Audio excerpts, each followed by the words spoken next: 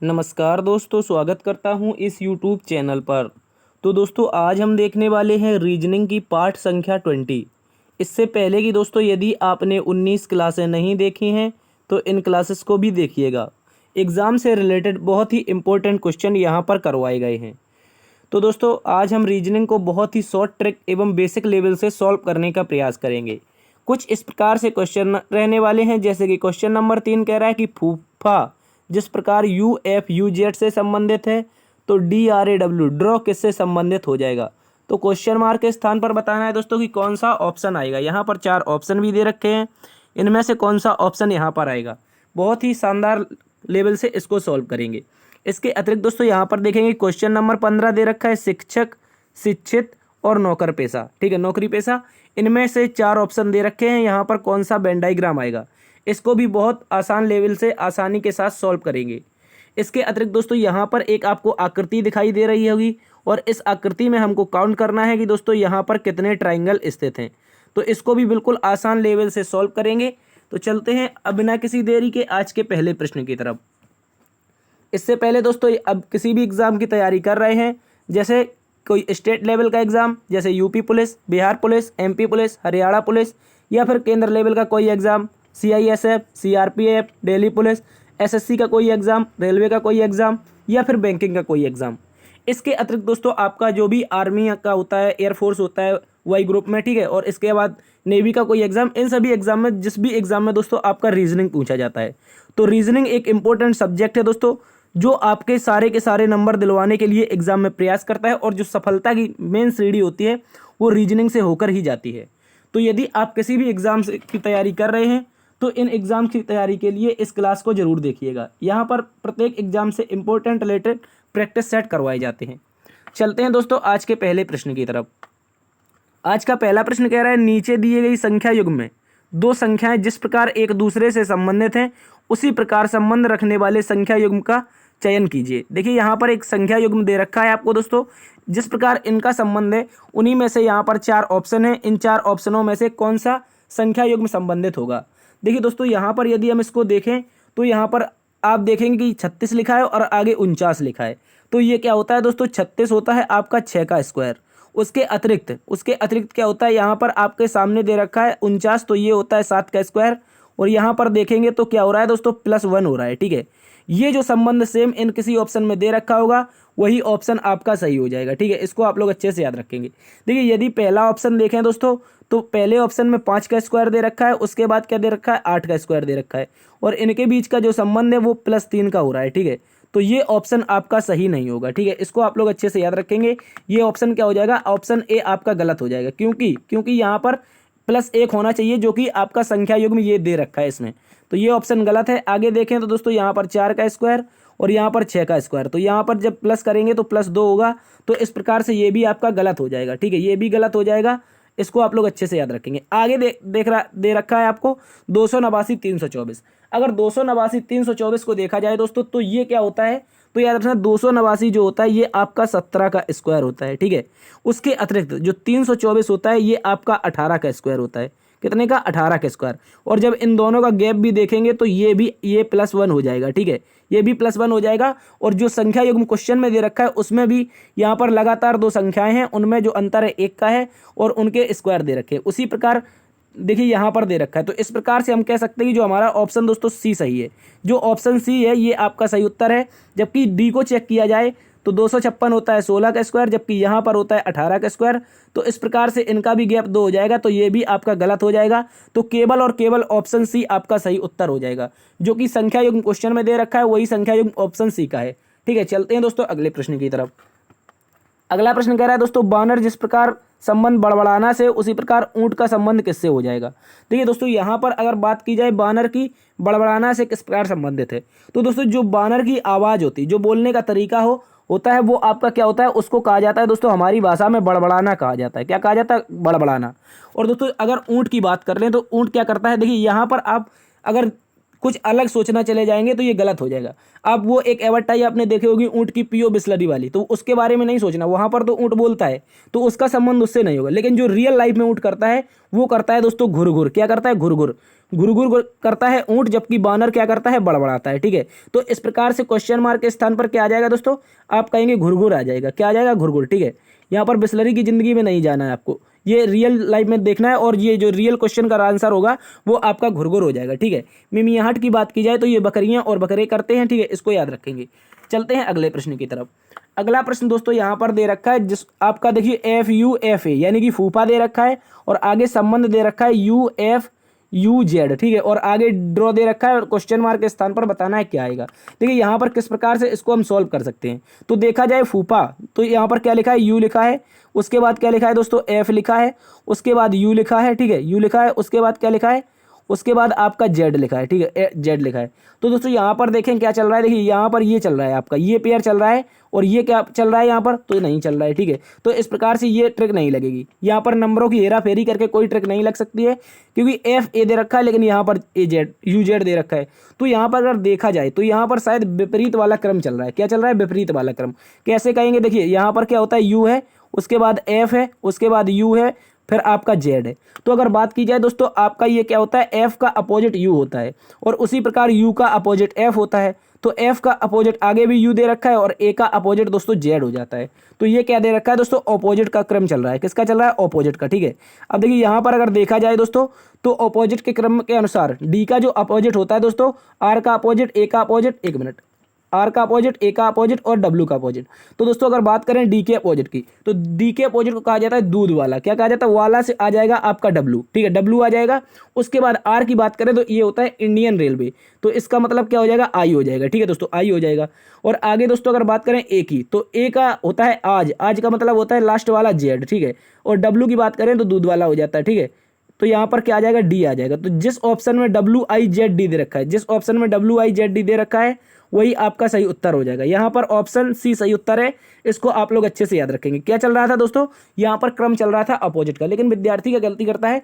वो यहाँ पर देखता है और दो आपस में मिला लेता है, आगे सोचने नहीं जाता है, फिर इसका सीधा देखता है। तो अगर इसका यहाँ पर क्रम देखें इस तरह वाला, तो क्या चल रहा है? RDWA, RDWA किसी ऑप्शन में दे रखा है। देखिए ये दे रखा है, तो इस प्रकार से आप इसको लगा देते, जो कि गलत हो जाता, जो कि गलत हो जाता। इसका जो सही उत्तर है ये आपका अपोजिट के अनुसार सी ऑप्शन सही होगा। ठीक है, इसको याद रखेंगे।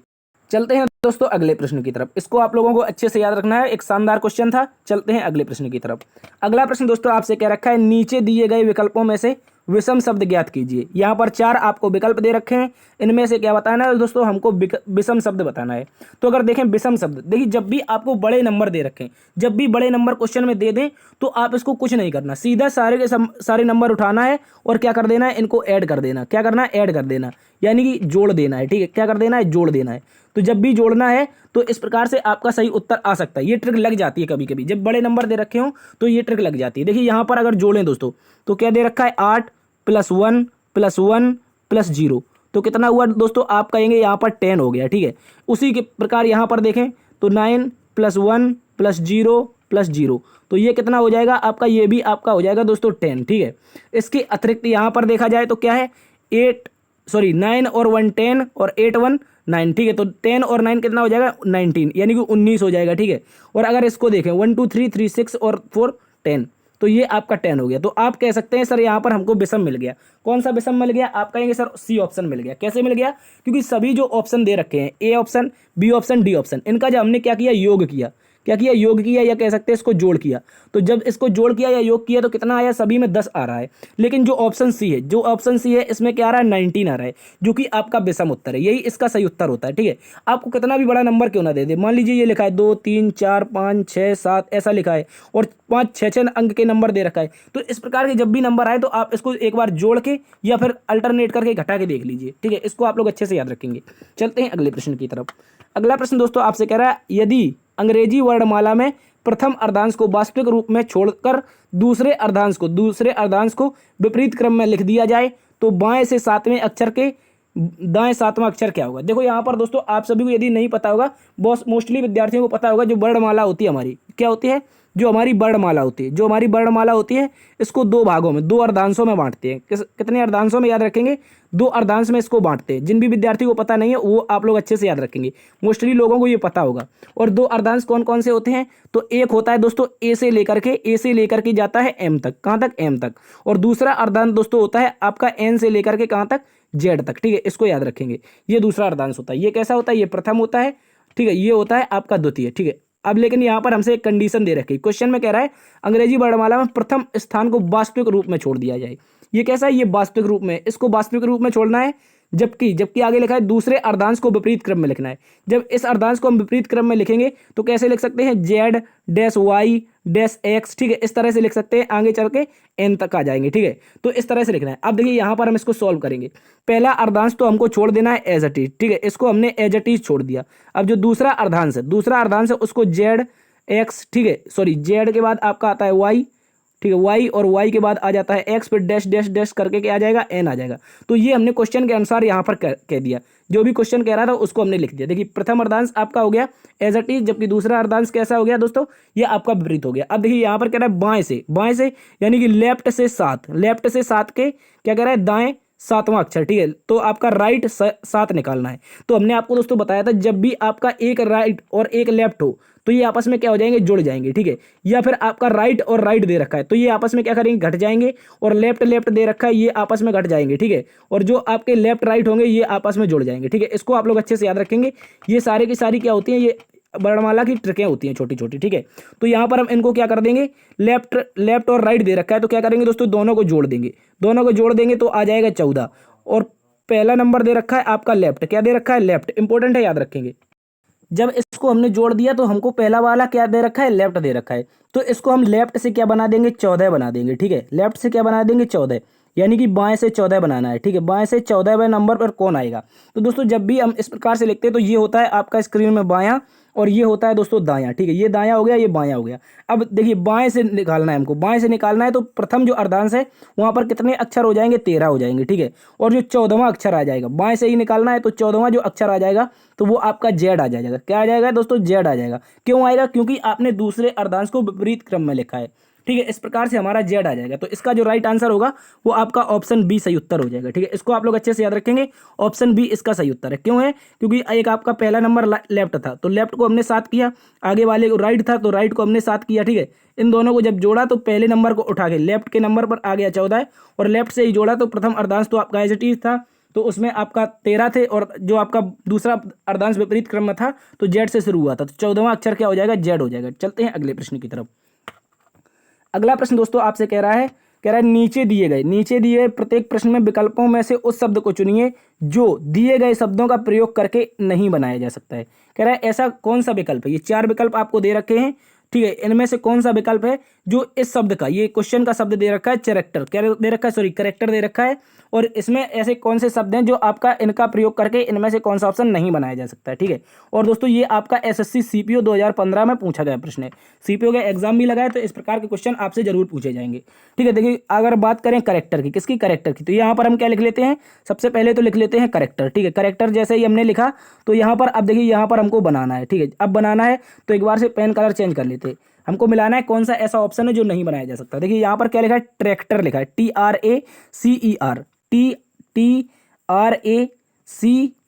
ठीक है, तो हम यहाँ पर क्या कर सकते हैं? हम ट्रैक्टर को बना सकते हैं। तो ये जो ऑप्शन है ये हम बना सकते हैं। ठीक है, आगे बात करें क्या लिखा है? चार्टर लिखा है तो CHARTER। ठीक है, तो इसको भी हम दोस्तों बना सकते हैं, ठीक है, तो ये भी आपके क्या हो रहा है? ये सारे के सारे नंबर मिल रहे हैं तो ये भी बन जाएगा। लेकिन हमसे पूछा गया कौन नहीं बनाया जा सकता है। तो देखिए यहाँ पर क्या लिखा है? हियरटी लिखा है। क्या लिखा है? हियरटी। तो हियरटी में क्या है दोस्तों? H है, उसके बाद E है, A है, H है, उसके बाद E है, फिर A है। ठीक है, और आगे क्या दे रखा है? R है, R भी दे रखा है, T भी दे रखा है। आगे देखिए यहाँ पर Y दे रखा है दोस्तों, लेकिन यहाँ पर किसी भी करेक्टर में कहीं भी Y नहीं आता है। तो इस प्रकार से जो ऑप्शन सी होगा यही इसका सही उत्तर हो जाएगा। हमें क्या दे रखा है? नहीं बनाया जा सकता। तो हम जो हियरटी लिखा है तो Y तो कहीं भी करेक्टर में नहीं आता है, इस प्रकार से हमारा Y के कारण आपका ऑप्शन सी नहीं बनाया जा सकता है। तो आपका जो सही उत्तर हो जाएगा दोस्तों वो आपका ऑप्शन सी हो जाएगा। लेकिन क्रेड को भी चेक कर लेते हैं, CRATE TE, तो क्रेड भी बन सकता है, लेकिन जो आपका हियर टी है ये नहीं बन सकता है। चलते हैं अगले प्रश्न की तरफ, इसको आप लोग अच्छे से याद रखेंगे। अगला प्रश्न दोस्तों आपसे कह रहा है कि नीचे दिए गए विकल्पों में से कौन सा विकल्प अंग्रेजी शब्दकोश के क्रम के अनुसार आएगा। यहाँ पर ये 4 आपको विकल्प दे रखे हैं, इनमें से बताना है ऐसा कौन सा विकल्प है, इनका क्रम है जो अंग्रेजी शब्दकोश के अनुसार आएगा। देखिए यहाँ पर इसको अगर सॉल्व करें तो हम क्या करते हैं, अंग्रेजी क्रम के अनुसार इनको चेक करते हैं। तो यहाँ पर क्या दे रखा है, AQUE, AQUE, ठीक है। एक मिनट, यहाँ पर 3 देख लेते हैं, AQU, ठीक है, AQU, चारों में दे रखा है AQU, तो हमें पहले 3 अक्षरों से कोई मतलब नहीं है, ठीक है। अब आगे इसको क्या करेंगे हम दोस्तों, इनमें 3 के बाद जो भी चौथा अक्षर होगा उसके अनुसार यहाँ पर व्यवस्थित करेंगे। देखिए यहाँ पर जो सबसे पहले अंग्रेजी में क्या आता है, ए आता है, तो ये यहाँ पर जो बी और डी ऑप्शन है यहाँ पर शुरू हो रहे हैं, ठीक है, बी और डी शुरू हो रहे हैं। तो यहाँ पर हम कह सकते हैं सर जो आपका क्या है, यहाँ पर कोई ना कोई इनसे शुरू हो जाएगा, लेकिन इनमें से बाद में हम इनको चेक करेंगे, ठीक है। तो यहाँ पर आपका देखिए बी यहाँ पर हो चुका है, ए हो चुका है, ठीक है। इसके बाद आगे दे रखा है दोस्तों यहाँ पर आर और यहाँ पर है टी, तो आर होता है 18 पर टी होता है 20, तो इस प्रकार से हमारा जो बी होगा, तो जो भी ऑप्शन सेकंड से शुरू होगा यानी कि जो बी से शुरू होगा वो आपका सही उत्तर हो जाएगा, ठीक है। तो इस प्रकार से हमारा पहला ऑप्शन और दूसरा ऑप्शन कट जाएंगे और बचे हमारे पास 2 ऑप्शन जो कि आपके 3 और 4 हैं। इनमें से चेक करना है कौन सा सही होगा। अब देखिए यहाँ पर दूसरे नंबर पर तो कौन आ जाएगा, आपका आर चेक हो चुका है, ठीक है।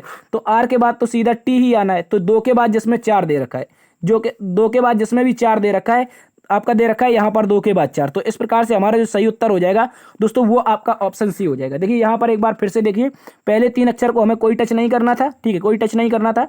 आगे वाले जो अक्षर थे, अब इनमें से क्या था, ई था तो ये होता है 5 पर, ठीक है, और ए था तो ये होता है 1 पर, ठीक है। इसके बाद आई था तो ये होता है 9 पर, ठीक है, और जो इसमें डी में आपका ए था तो ये होता है 1 पर, ठीक है। इस प्रकार से आपका ये बी हो गया और ये डी हो गया, इनमें से कोई एक शुरू होगा। अब देखिए यहाँ पर अगला चेक करते हैं, तो यहाँ पर क्या दे रखा है, ओ दे रखा है, ओ होता है आपका 15 पर, ठीक है। उसके बाद आपका जो ए होता है, सॉरी यहाँ पर ए हम चेक कर चुके, यहाँ पर आर है, जो आर है आपका 18 पर, और जबकि यहाँ पर आई के बाद एल है, एल होता है आपका 12 पर, ठीक है, एल 12 पर होता है। और जो आपका यहाँ पर डी में दे रखा है टी होता है 20 पर। तो इस प्रकार से हम कह सकते हैं कि बी और डी में तो पहले शुरू करना था हमको, लेकिन यहाँ पर बी में भी आपका 18 पहले आ रहा है, ठीक है। यहाँ पर क्या आ रहा है, 20 आ रहा है, तो 18 पहले आता है, तो इस प्रकार से हमारा बी सही हो जाएगा।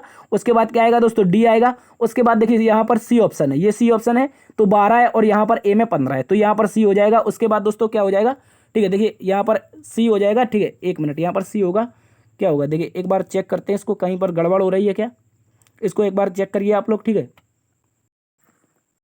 देखिए दोस्तों यहाँ पर कोई गड़बड़ नहीं हो रही, क्यों, क्योंकि यहाँ पर सी में 9 है और बी ए में क्या दे रखा है, ये ए नंबर है, और ए में दे रखा है आपका 5, तो यहाँ पर सी के स्थान पर क्या आ जाएगा, ए आ जाएगा, ठीक है। इसको आप लोग देखेंगे, आगे सी आ जाएगा। बी होता है आपका 2 पर, डी होता है दोस्तों 4 पर, ए होता है 1 पर, और सी होता है 3 पर। तो इस प्रकार से जो हमारा ऑप्शन होगा वही आपका सही उत्तर होगा। 2 के बाद 4, 4 के बाद 1, 1 के बाद 3, 2 के बाद 4, 4 के बाद 1, 1 के बाद 3, तो ऑप्शन सी ही आपका सही उत्तर है, ठीक है। इसको आप लोग एक बार पुनः से देखेंगे, ठीक है, एक बार रिवर्स करके देख लेना तो आपको समझ में आ जाएगा। चलते हैं अगले प्रश्न की तरफ। अगला प्रश्न दोस्तों कह रहा है, यदि किसी कूट भाषा में पुलिस को शिक्षक, शिक्षक को राजनीतिक, राजनीतिक को डॉक्टर, डॉक्टर को वकील, और वकील को सर्जन कहा जाए तो अपराधियों को कौन पकड़ेगा। देखिए यहाँ पर आपको बिल्कुल आपके लाइफ में नहीं चले जाना है, बिल्कुल वो निजी जीवन में नहीं जाना है, और इसको केवल कूट भाषा के अनुसार ही आपको कोडेट करना है। जब भी कूट भाषा के अनुसार कोडेट करें तो कह रहा है, जैसे देखिए किसी कूट भाषा में पुलिस को क्या कहा है दोस्तों, शिक्षक कहा गया, और हमसे लास्ट में क्या पूछा है, अपराधियों को कौन पकड़ेगा। तो आप सभी को पता होगा अपराधियों को कौन पकड़ता है, पुलिस पकड़ती है। आमतौर पर अपराधियों को कौन पकड़ती है, पुलिस पकड़ती है। लेकिन कूट भाषा में क्या कहा गया है, जो भी पुलिस है इसको कह दिया है क्वेश्चन ने शिक्षक, क्या कह दिया, शिक्षक। तो इस प्रकार से अब हम कहेंगे, हमारी वैसे तो अपराधियों को पुलिस पकड़ती थी, लेकिन पुलिस को यहाँ पर क्या कहा है, शिक्षक यानी कि टीचर का है। तो इस प्रकार से दोस्तों जो भी टीचर होंगे वो क्या करेंगे, अपराधियों को पकड़ेंगे, ठीक है।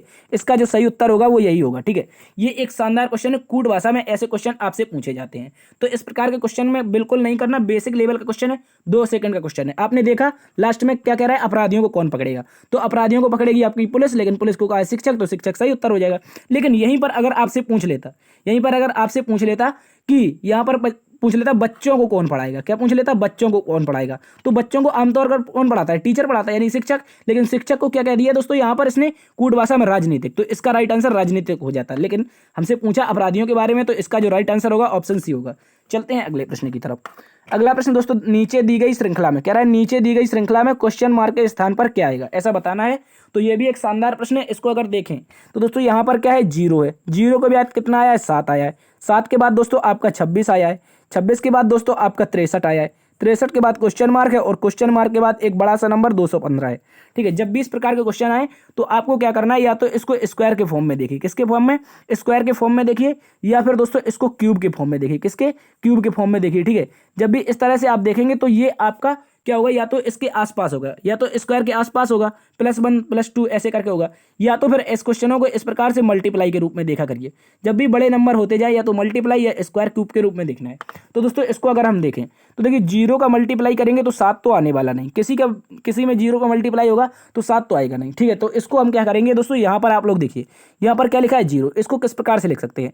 देखिए मान लीजिए ये लिखा है 1 का क्यूब, क्या लिखा है, देखिए यहाँ पर क्या लिखा है, 1 का क्यूब लिखा है, और हमने क्या कर दिया, -1 कर दिया। तो 1 का क्यूब होता है 1, और -1 करेंगे तो क्या आ जाएगा दोस्तों, जीरो आ जाएगा। ठीक है, तो यहाँ पर जीरो दे रखा है। आगे देखिए, आगे दे रखा है क्या, 7, और 7 को हम लिख सकते हैं दोस्तों 2 का क्यूब, क्या लिख सकते हैं, 2 का क्यूब और -1, और 2 का क्यूब होता है 8, और -1 करेंगे तो क्या आ जाएगा, 7 आ जाएगा, जो कि दे रखा है। ठीक है, आगे देखिए यहाँ पर लिखा है 26, और यहाँ पर एक पेयर बनता हुआ नजर आ रहा है, तो हम क्वेश्चन मार्क के स्थान पर अब बताएंगे क्या होगा। देखिए 26 लिखा है, तो 26 को क्या लिख सकते हैं दोस्तों, 3 का लिखेंगे क्यूब, 3 का क्यूब लिखेंगे और -1 करेंगे, 3 का क्यूब होता है 27, और 27 में से 1 जाएगा तो आपका 26 हो जाएगा, जो कि आपका दे रखा है। ठीक है, आगे है 63, और 63 में क्या करेंगे दोस्तों, 4 का करेंगे क्यूब और -1 कर देंगे, तो 4 का क्यूब होता है 64, और 64 -1 करेंगे दोस्तों तो आपका आ जाएगा 63, जो कि यहाँ पर भी दे रखा है। ठीक है, अब क्वेश्चन मार्क स्थान पर देखिए, एक श्रृंखला चल रही है, 1 का, 2 का, 3 का, 4 का। अब क्वेश्चन मार्क स्थान पर हम क्या कर देंगे, 5 का दोस्तों क्यूब कर देंगे और -1 कर देंगे, तो 5 का क्यूब होता है दोस्तों 125, और 125 में 1 जाएगा,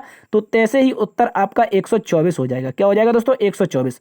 और कौन से ऑप्शन में दे रखा है, यहाँ पर किसी में नहीं, ऑप्शन डी आपका सही उत्तर हो जाएगा। ठीक है, ऑप्शन डी सही उत्तर है। अगर 215 को कोडिट किया जाए तो यहाँ पर देखिए 6 का क्यूब लिखा है और -1, 6 का क्यूब होता है दोस्तों 216, और 216 में 1 जाएगा तो 215 यहाँ पर दे रखा है। तो ये श्रृंखला चल रही थी, यहाँ पर पहले का क्यूब -1, दूसरे का क्यूब -1, और अगले का क्यूब -1, और उसके बाद अगले का क्यूब -1, इस तरह से श्रृंखला चल रही थी 1 2 3 4 5 6 की। तो जो हमारा सही उत्तर है ऑप्शन डी सही उत्तर है। ठीक है, इसको याद रखेंगे। चलते हैं अगले प्रश्न की तरफ।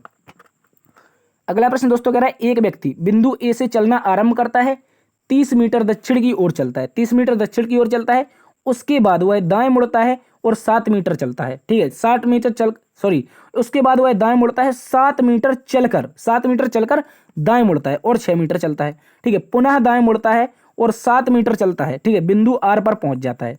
बिंदु ए से बिंदु आर के बीच की दूरी और दिशा ज्ञात कीजिए।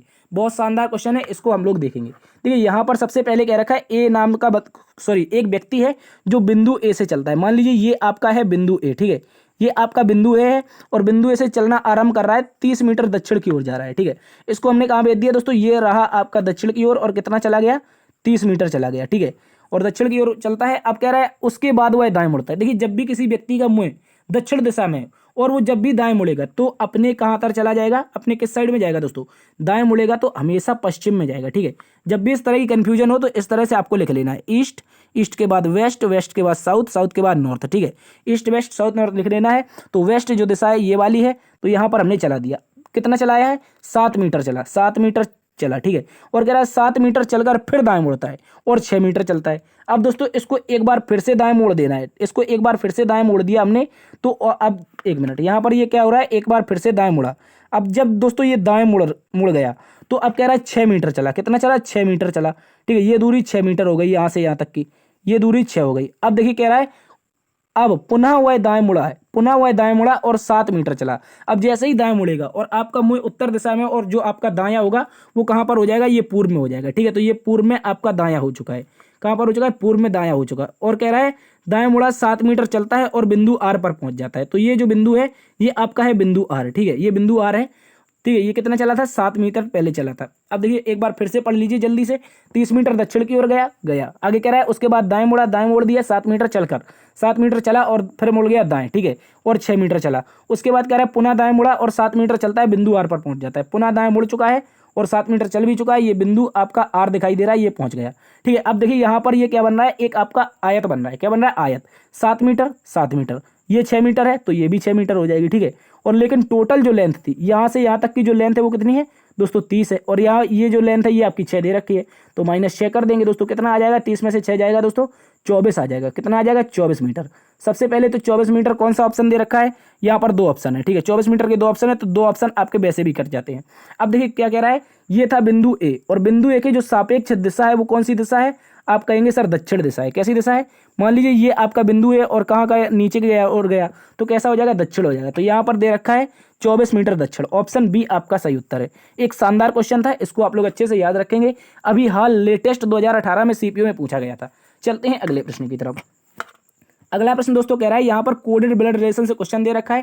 कह रहा है यदि ए प्लस बी का मतलब है, ए बी का पति है, ए हैशटैग बी का मतलब है ए बी का भाई है, ए एट द रेट बी का मतलब है बी ए का बेटा। यहाँ पर खेला हो गया, आगे चल के इसको डिस्कस करेंगे, ठीक है। देखो यहाँ पर ए बी का पति कह रहा था, आगे ए बी का पति कह रहा है, लेकिन अगली बार ए एट द रेट बी में क्या कह दिया, बी ए का बेटा है, ठीक है। और आगे ए डॉलर बी में कह रहा है बी ए की बेटी है, ठीक है। तो दिए गए कथन का अर्थ क्या होगा, विकल्पों में से चुने, ठीक है। इसको हमको देखना है, ठीक है। जब भी इस प्रकार के क्वेश्चन आए तो आपको कोडेड ब्लड रिलेशन को अच्छे से देखना है। क्या कह रहा है, आगे वाला जो बंदा है ए प्लस बी, वहां पर आगे वाला जो बंदा है बी का पति यानी कि पीछे वाले का पति है।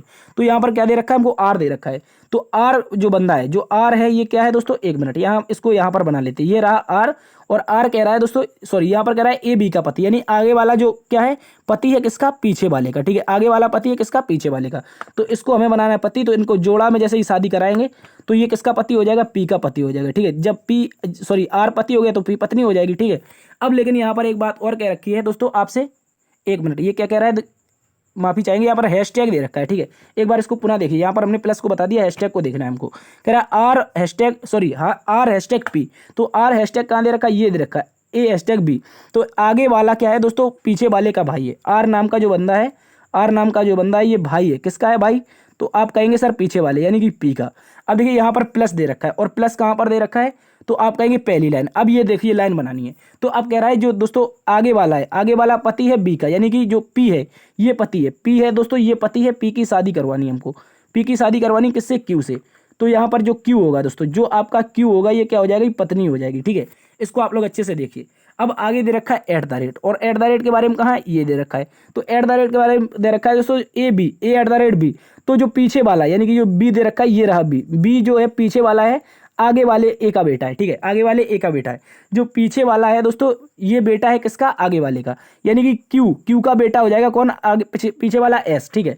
तो पीछे वाला ये रहा आपका एस, और ये बेटा हो गया, ठीक है, किसका, क्यू का, ठीक है। तो ये बेटा हो गया तो प्लस लगाएंगे, ठीक है। अब इसको देखिए आगे क्या कह रखा है दोस्तों, आगे एक और लाइन दे रखी है डॉलर। तो डॉलर दे रखी है हमको, यहाँ पर कह रहा है जो पीछे वाला है, जो पीछे वाला बंदा है, ये जो पीछे वाला बंदा है वो आगे वाले की बेटी है। आगे वाला कौन यहाँ पर है, एस है, आगे वाला कौन है, एस है। तो जो पीछे वाला बंदा है वो आगे वाले की बेटी हो जाएगी। तो ये जो आपको एस दिखाई दे रहा है, इसकी जो बेटी होगी वो कहाँ पर आ जाएगी, नीचे आ जाएगी। क्या नाम है बेटी का, टी है। तो बेटी है तो माइनस लगा देंगे। अब देखिए यहाँ पर क्या क्या रखा है, इसको हम देखेंगे। अब यहाँ पर हमको 4 ऑप्शन दे रखे हैं। ये डायग्राम आपका बन चुका है, कोडेड ब्लड रिलेशन का एक शानदार क्वेश्चन था। देखिए डायग्राम में क्या क्या रखा है, आर एस के दादा है, आर कहाँ है, ये आर रहे, ये एस के दादा है, नहीं है दोस्तों। यहाँ पर मम्मी, मम्मी पापा, और पापा के भाई तो चाचा हो जाएंगे, ठीक है। तो पहला ऑप्शन गलत है। इसके अतिरिक्त अगर दूसरे ऑप्शन को चेक करें तो दूसरे ऑप्शन में क्या रखा है दोस्तों, पी टी के चाचा हैं, पी टी के चाचा हैं। तो पी बहुत ऊपर है, ये तो हो गए पापा, पापा की मम्मी मतलब दादाजी हो गए, ये भी गलत हो जाएगा, ठीक है। इसके अतिरिक्त आगे कह रहा है एस जो है वो पी का पोता है। एस क्या है दोस्तों, पी का पोता है, एस पी का पोता नहीं। यहाँ पर एस जो है ये पुत्र है, तो ये भी गलत है, ठीक है। अब आगे क्या रखा है, टी, टी क्या है, क्यू की पोती है, ये रहा क्यू, क्यू ऑलरेडी लेडीज है, और लेडीज ये इस लेडीज का जो बच्चा है वो एस है, और एस का बच्ची क्या है, टी है। तो इस प्रकार से बेटा की बेटी क्या हो जाएगी, आपकी पोती हो जाएगी, पोती हो जाएगी। इसको आप लोग अच्छे से याद रखेंगे, ठीक है। इसको या फिर इसको कह सकते हैं नातिन, क्या कह सकते हैं, नातिन। इसको भी आप लोग अच्छे से याद रखेंगे, ये हो जाएगी पोती। तो ऑप्शन डी आपका सही उत्तर हो जाएगा। टी क्यू की क्या है, पोती है। इंपॉर्टेंट क्वेश्चन है, इसको आप लोग अच्छे से याद रखेंगे। तो एक बार इसको रिवर्स करके जरूर देखना है, शानदार क्वेश्चन था। चलते हैं अगले प्रश्न की तरफ। अगला प्रश्न दोस्तों कह रहा है नीचे दी गई आकृति में कितने त्रिभुज हैं। ये आकृति है, इसको शानदार तरीके से गिनेंगे कितने त्रिभुज हैं। देखिए जब भी हमने इस प्रकार के बताया था आपको, जब भी इस प्रकार की आकृति हो और इसके विकर्ण एक दूसरे को परस्पर काटते हो, ठीक है, हालांकि ये कोने से काट रहे हैं, ठीक है, ये कोने से काट रहे हैं, जब भी ये विकर्ण काटते हो, जब भी ये विकर्ण काटते हो तो इनमें क्या करना है, हमको सीधा नंबरिंग देना है, 1 2 3 4, जब भी 4 बड़ा नंबर दिखाए उसको क्या कर देना, डबल कर देना, 8 हो जाएगा। ठीक है, इसको आप लोग अच्छे से याद रखेंगे। ठीक है, तो अब देखिए अपनी अपनी थोड़ी सी मुंडी घुमाइए, कितनी, लेफ्ट हैंड की साइड थोड़ी सी मुंडी घुमाइए, और इसको आप लोग देखिए यहाँ पर, देखिए ये आपको क्या वही आकृति सेम दिखाई दे रही है जो बगल में बनी है, ये आकृति बनी है। देखिए ये जो आकृति है इसके बिकड़ भी आपस में काट रहे हैं, ये बिकड़ भी चारों कोनों पे काट रहे हैं। तो इसको क्या करना है, हमको सीधा नंबरिंग दे रहा है 1 2 3 4, तो हमको 4 नंबर मिले, तो यहाँ पर कितने त्रिभुज मिल जाएंगे अंदर अंदर दोस्तों, 8 त्रिभुज मिल जाएंगे। ठीक है, अब देखिए यहाँ पर हम पेन चेंज कर रहे हैं, आपको नज़र चेंज नहीं करनी है। देखिए अब इसको देखें तो दोस्तों यहाँ पर ये एक आकृति है, ये एक आकृति है और ये बीच में काट रही है, और हमने आपको बताया था जब भी ऐसी आकृति मिले, ऐसी जब भी आकृति मिले तो नंबरिंग दे के सीधा जोड़ देना है, कितना हो जाएगा, 3 हो जाएगा, 1 2 3। तो यहाँ पर भी 1 2 दोस्तों कितने हो जाएंगे, टोटल 3 हो जाएंगे। एज इट इज आकृति यहाँ पर भी दिखाई दे रही है, देखिए यहाँ पर भी दिखाई दे रही है, और इसमें भी कितने हो जाएंगे दोस्तों, आप कहेंगे सर 3 हो जाएंगे। और सेम आकृति नीचे भी दिखाई दे रही है, तो नीचे भी कितने हो जाएंगे दोस्तों, आप कहेंगे सर यहाँ भी 3 हो जाएंगे। ठीक है, और इसके बाद यहाँ देखेंगे तो क्या करेंगे दोस्तों, आप लोग 3 एक बार फिर से निकल आएंगे। अब देखिए यहाँ पर हमको 3 3 के 4 पेयर मिले, तो 3 गुणा में 4 बराबर 12, और 8 ऑलरेडी अंदर से निकल आए थे, तो कितने हो जाएंगे, 20 हो जाएंगे। क्या इसके अतिरिक्त भी आपको त्रिभुज दिखाई दे रहे हैं, क्या इसके अतिरिक्त भी दिखाई दे रहा है? लेकिन दोस्तों यहाँ पर विद्यार्थी क्या करता है, गलती कर देता है। कैसे कर देता है, अक्सर टीचर आपको बताते रहते हैं जब भी ऐसे बड़े बड़े त्रिभुज गिनने के लिए आकृतियां आ जाए तो उसमें आप क्या करते हैं, हाईएस्ट नंबर लगा के चले जाइए। देखिए ऐसा आपको नहीं करना है। देखिए हाईएस्ट नंबर यहाँ पर 22 दे रखा है, लेकिन आंसर हमारा 20 आया। ठीक है, तो इस प्रकार से हमारा 20 सही उत्तर है। इसके अलावा कोई भी त्रिभुज नहीं बनेगा, आप कितनी भी खोपड़ी घुमा लो, ठीक है, कितनी भी मुंडी घुमा लेना, आपके कोई इसके अलावा त्रिभुज नहीं बनेंगे। तो जो हमारा सही उत्तर हो जाएगा वो आपका 20 हो जाएगा, ऑप्शन बी में दे रखा है। ठीक है, इसको आप लोगों को अच्छे से याद रखना है। चलते हैं दोस्तों अगले प्रश्न की तरफ। अगला प्रश्न कह रहा है 8 दोस्त ABCDEFGH एक गोल मेज के चारों ओर रात्रि भोज पर बैठे हैं। ठीक है, राउंड टेबल पर यानी गोल मेज पर। चलिए इनका गोल मेज सम्मेलन करवाते हैं रात्रि भोज में। ठीक है, कह रहा है A B के ठीक सामने है, E ठीक सामने है, F बैठा है, और कह रहा है C A और E के ठीक बीच में बैठा है, D A के ठीक दाहिनी ओर बैठा है, G E का पड़ोसी नहीं है, तो B के ठीक दाएं कौन बैठा है। ठीक है, एक शानदार क्वेश्चन है, इसको बहुत आसानी से सॉल्व करेंगे। देखिए जब भी 8 लोग आ जाएं तो 8 लोगों को बिठाने में हमको तकलीफ नहीं होती है। ठीक है, इसको हम सीधा सीधा बिठा देते हैं, ये बैठ गए, ये बैठ गए, ये बैठ गए। ठीक है, ये आपके, एक मिनट, ये आपके बैठ चुके हैं, ये आपके बैठ चुके हैं। ठीक है, एक मिनट, यहाँ पर थोड़ी इनका अंदर की ओर सर करा देते हैं। ठीक है, जब भी इस प्रकार से आए तो आप दोनों के बीच बीच में रख दीजिए, सभी के बीच में। तो कितने लोग हो गए, आप गिनेंगे तो आप कहेंगे सर 8 लोग हो गए, और सभी की मुंडी अंदर साइड है। गोल मेज के चारों ओर अंदर की ओर, जब भी नाम ना दे रखा, आपको ना दिया जाए कि अंदर है बाहर है, तो आपको हमेशा अंदर की ओर करके ही बैठाना है। ठीक है, अंदर की ओर करके ही बैठाना है, जिससे आपका क्वेश्चन कभी भी गलत नहीं होगा। ठीक है, तो जब भी, अब देखिए अब यहाँ पर 8 लोग बैठ गए हैं, जरूरी नहीं वो इसी क्रम में हो। ठीक है, यहाँ पर दे रखा है A B के ठीक सामने है, तो A B के ठीक सामने इस तरह से हम नहीं बना सकते। चाहो तो आप बना लीजिए, यहाँ पर A रख दीजिए, यहाँ पर B रख दीजिए, यहाँ पर A रख दीजिए, यहाँ पर B रख दीजिए। तो इस प्रकार से हम कब तक रखते रहेंगे, इस प्रकार से तो 4 स्थान पर A B आ जाएंगे।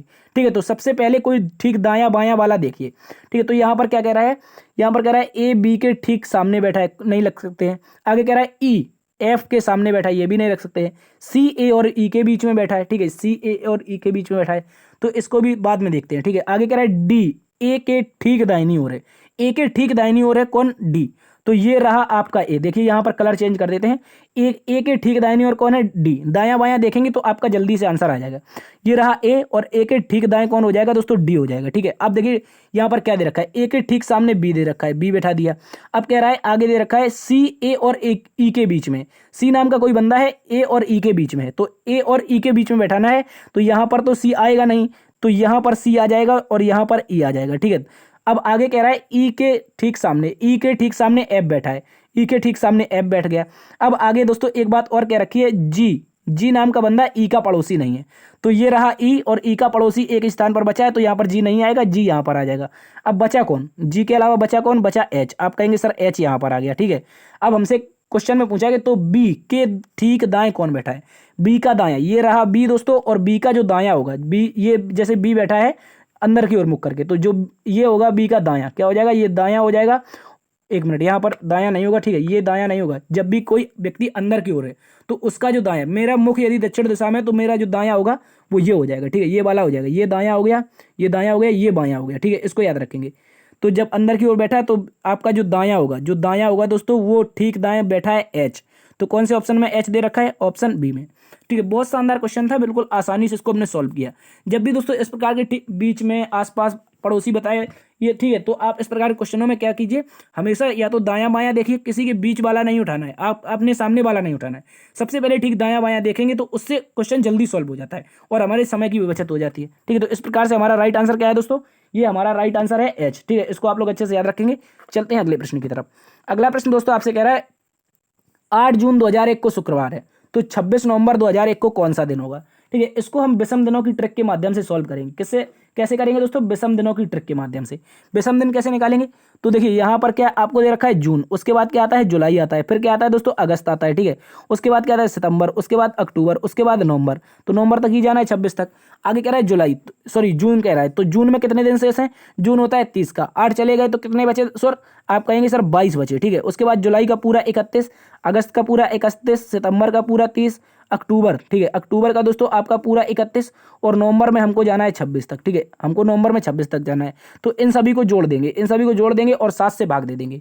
चाहो तो आप लोग इनको अलग अलग भाग दे दीजिए। ठीक है, अलग अलग भाग दे दीजिए तो और भी आसान हो जाएगा। ठीक है, सब में अलग अलग भाग, तो 7 से भाग देंगे शेषफल 1 बचेगा। ठीक है, इसके अतिरिक्त 7 से भाग देंगे 7 चौके 28, तो शेषफल 3 बचेगा। फिर 7 से भाग देंगे 7 चौके 28, शेषफल 3 बचेगा। फिर 7 से भाग देंगे 7 चौके 28, अब की बार शेषफल 2 बचेगा। इसके बाद फिर 7 से भाग देंगे, फिर शेषफल 3 बचेगा। आगे कह रहा है दोस्तों 7 से भाग देंगे 7 या 21 और 5 बचेगा। ठीक है, तो 5 बचेगा। अब इसको भाग देना है पुनः 7 से, इसको पुनः 7 से भाग देना है जितना भी आया। तो देखिए 3 3 6 1 7, तो ये 7 से 1 कट गया, 5 और 2 7, तो ये भी कट गया। तो जो रिमाइंडर आया वो 3 आया। कितना आया 3, और इसी 3 को दोस्तों शुक्रवार में जोड़ देना है। शुक्रवार के बाद क्या आएगा, सैटरडे आएगा यानी शनिवार, फिर क्या आएगा संडे आ जाएगा। ठीक है, उसके बाद क्या आ जाएगा दोस्तों मंडे आ जाएगा। तो इस प्रकार से जो हमारा सही उत्तर हो जाएगा वो सोमवार हो जाएगा, जो कि ऑप्शन सी में दे रखा है। ठीक है, इसको आप लोग अच्छे से याद रखेंगे। 8 जून 2001 को शुक्रवार था, तो 26 नवंबर 2001 को कौन सा दिन होगा, सोमवार दिन होगा। कैसे किया हमने, सभी के विषम दिन निकाल लिए, जितने भी महीनों में शेष दिन थे उनमें सभी में अलग अलग 7 से भाग दे दिया और सभी को 7 से पुनः एक बार भाग दे दिया। जो टोटल ओवरऑल रिमाइंडर आया 3 आया, और 3 को हमने किस में जोड़ दिया, शुक्रवार में। तो इस प्रकार से सोमवार सही उत्तर है। चलते हैं अगले प्रश्न की तरफ। अगला प्रश्न दोस्तों कह रहा है शिक्षक, शिक्षित और नौकरी पेशा, तो इनमें से कौन सा वेन डायग्राम बनेगा। देखिए आपको अगर बात की जाए शिक्षक की, अगर शिक्षक की बात की जाए और शिक्षित की बात की जाए, तो ये एक दूसरे से संबंधित है। कैसे संबंधित है, देखिए यदि मैं आपको पढ़ा रहा हूँ तो मेरे पास थोड़ी बहुत तो नॉलेज होगी, यानी कि मैं थोड़ा बहुत तो शिक्षित होऊंगा ही। ठीक है, तो यहाँ पर क्या है, ये सबसे पहले क्या आएगा आपका, एक मान लीजिए शिक्षित आएगा, क्या आएगा शिक्षित, क्या आएगा शिक्षित। ठीक है, ये रहा आपका शिक्षित। ठीक है, और शिक्षित हूँ तो कैसा हूँ मैं, शिक्षक हूँ। ठीक है, शिक्षित हूँ तो इसके अंदर ही छोटा सा जो गोला होगा वो किसका आ जाएगा, किसका आ जाएगा, आप कहेंगे सर शिक्षक का आ जाएगा। किसका आ जाएगा, शिक्षक का, यानी कि टीचर का आ जाएगा। ठीक है, अब आपका ये नौकरी पेशा, तो एक जो टीचर होता है वो भी नौकरी पेशा होता है। बहुत सारे टीचर सरकारी नौकरी में है। ठीक है, और बहुत सारे नौकरी पेशा ऐसे भी हैं जो किसान है, वो शिक्षित नहीं है, उन किसानों के पास बहुत 100 200 बीघा 300 बीघा जमीन है। अभी जो इसका वेन डायग्राम आएगा वो आपका कुछ इस तरह से बनेगा। कैसा बनेगा, इस तरह से। ठीक है, इस तरह से बनेगा। आप कहेंगे सर बहुत सारे जो शिक्षित हैं, जो आपके शिक्षक हैं वो भी नौकरी पेशा होते हैं, और ये जो आपके शिक्षित के अंदर आते हैं, ये बहुत सारे शिक्षित ऐसे होते हैं जो नौकरी पेशा होते हैं, और बहुत सारे शिक्षित ऐसे होते हैं जो आपके कैसे होते हैं, खाली होते हैं। यानी कि बहुत सारे लोग अपनी डिग्रियां लेके घूम रहे हैं, उनको नौकरी नहीं मिल रही, तो उनके लिए ये एरिया आ जाएगा, ये वाला एरिया। ठीक है, और जिनके पास नौकरी मिल गई वो शिक्षक हो गई, और वो कैसे हो गए, आपके नौकरी पेशा भी हो गए। ठीक है, तो ये नौकरी पेशा में आ गए। तो आगे क्या बचा, नौकरी पेशा। और नौकरी पेशा का जो ये शेष आइटम बच रहा है, ये आपके जैसे किसान लोग हैं इनके लिए हो गए। तो हमने कैसा वेन डायग्राम बनाया, ये बना, उसके अंदर ये बना, और उसके बाद ये बना। तो इस तरह से कौन सा वेन डायग्राम है, आप कहेंगे सर ऑप्शन डी में दे रखा है, यही इसका सही उत्तर है। इसको आप लोग अच्छे से याद रखेंगे। तो ये थी साथी आज की क्लास। उम्मीद करता हूँ आज की क्लास आपको पसंद आई होगी। यदि दोस्तों पसंद आई है तो एक बार से सेशन को लाइक कीजिए, दोस्तों में सेशन को शेयर करिए। यदि चैनल पर नए हैं तो इसको सब्सक्राइब जरूर कर लेना। इससे क्या होगा दोस्तों, आपके एग्जाम नज़दीक लगे हुए हैं और हम आपके लिए प्रैक्टिस सेट निरंतर करवा रहे हैं, और जब भी प्रैक्टिस सेट करवाएंगे तो सब्सक्राइब करने से क्या हो जाएगा दोस्तों, आपके पास नोटिफिकेशन तुरंत पहुँच जाएगा। और दोस्तों आप इसको सबसे पहले वीडियो को देखकर अपनी तैयारी को मजबूत करेंगे। ठीक है, देखते रहिए लर्न विद DS सर। मिलते हैं कल एक नई क्लास में नई ऊर्जा के साथ। तब तक के लिए अपना ख्याल रखना। जय हिंद।